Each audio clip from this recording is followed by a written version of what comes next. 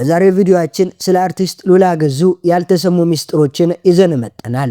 ሁለት ልጆችን ወልዳ አሁንም አማላይ ስለሆነ ሰውነቷ በስፖርት ብቻ ወይስ እንደ ሌሎች አርቲስቶች ሰርጀሪ ተደርጋ?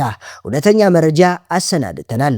በቅርብ ቤተሰቧ ላይ ስለደረሰው ዘረፋና የፖሊስ ልብስ የለበሱ ሰዎች ማንነትም እንነግራችኋለን። እውነት በማተቧ ምክንያት ብቻ ነው ወይ ቤስ ቤት ላይ ውዝግብ ውስጥ የገባችው ወይስ ሌላ ምክንያት አለ? አሁንስ በምን ተስማምታ ይሆን ቤስ ውስጥ የቀጠለችው?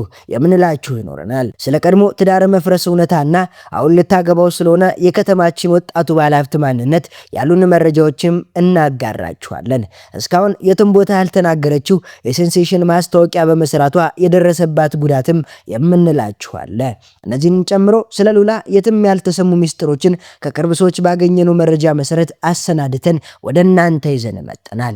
ብቻ እናንተ ቻናሉን ሰብስክራይብ፣ ቪዲዮን ላይክ እያደረጋችሁ እስከ ቪዲዮ መጨረሻ አብራችሁን እንድትጓዙ ጋበዝን።